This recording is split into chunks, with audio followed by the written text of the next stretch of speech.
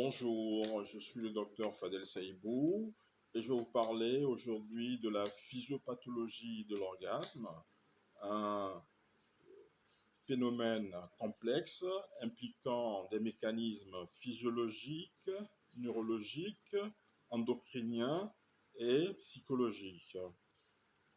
Donc l'orgasme est une cumulation de l'excitation sexuelle caractérisée par des contractions musculaires rythmiques, une sensation de plaisir intense et des modifications neurovégétatives.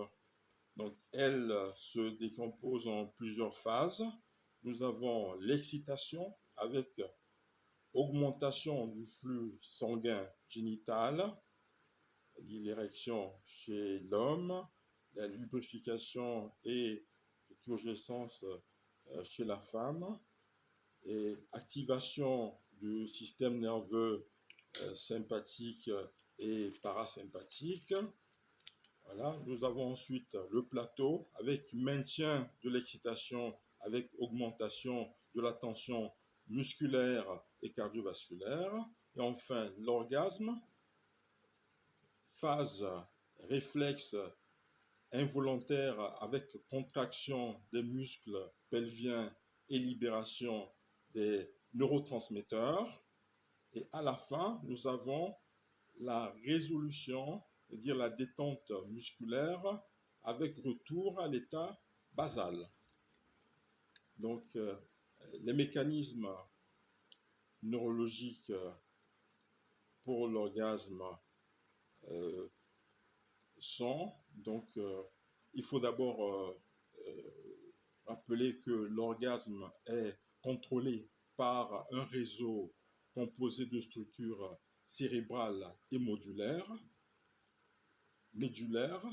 voilà, pas modulaire, mais médulaire. Donc, nous avons le système limbique avec l'amygdale, l'hypothalamus, qui régule la composante émotionnelle et motivationnelle. Et nous avons le cortex préfrontal qui inhibe ou facilite l'orgasme selon le contrôle psychologique. Nous avons également le noyau paraventral de l'hypothalamus qui produit de l'ocytocine, cruciale pour les contractions musculaires et la sensation de plaisir. Nous avons la moelle épinière avec des centres sympathiques T10L2 qui contrôlent l'éjaculation chez l'homme et les contractions utérines chez la femme. Nous avons les centres parasympathiques S2, S4 qui gèrent la vasodilatation génitale. Nous avons le noyau onuf S2, S4 qui innerve les muscles striés du plancher pelvien, donc provoquant les contractions orgasmiques. Donc, les neurotransmetteurs et hormones impliqués sont la dopamine via les voies mésolimbiques qui renforcent la motivation et le plaisir.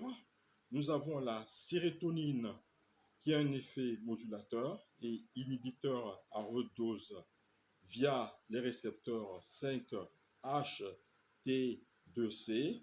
Nous avons l'ocytocine qui est libérée par l'hypophyse postérieure, favorise les contractions utérines et pelviennes et renforce le lien social.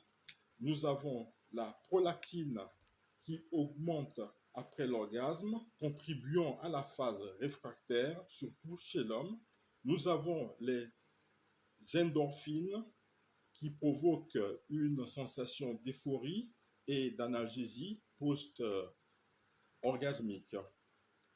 Donc pour la physiologie périphérique, chez l'homme, nous avons donc l'éjaculation avec la phase d'émission sympathique, caractérisée par la contraction des vésicules séminales et de la prostate, la phase d'expulsion somatique caractérisée par les contractions rythmiques des muscles lubo-caverneux, innervé par le nerf pudendal.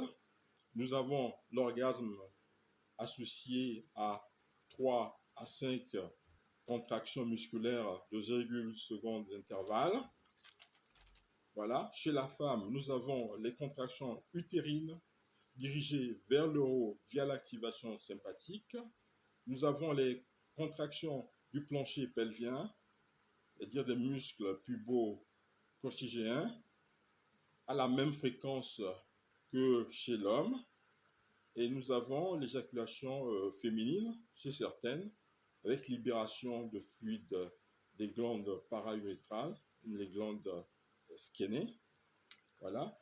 Les pathologies associées ou dysfonctions orgasmiques sont l'anorgasmie, c'est-à-dire l'absence d'orgasme malgré une excitation suffisante, donc qui peut avoir des causes psychogènes comme l'anxiété, la dépression, le traumatisme, de causes organiques comme liées à des situations de neuropathie ou de lésions médulaires, ou de prise de médicaments comme les inhibiteurs sélectifs de la recapture de la sérotonine ou les antipsychotiques. Nous avons l'éjaculation prématurée avec dysrégulation des réflexes spinaux. Nous avons la dysorgasmie, les douleurs pendant l'orgasme liées à des spasmes musculaires ou à des pathologies pelviennes. Donc, concernant les recherches récentes, nous avons l'imagerie cérébrale fMRI, PET scan, qui confirme l'activation du cortex insulaire pour l'interoception et du striatum ventral pour la récompense. Voilà. Nous avons le rôle du clitoris et du nerf vague qui est précisé pour certaines femmes qui rapportent des orgasmes sans stimulation génitale directe, suggérant une voie vagale non spinale. Nous avons la stimulation magnétique transcrânienne explorée pour traiter l'anorgasmie. Je vous remercie.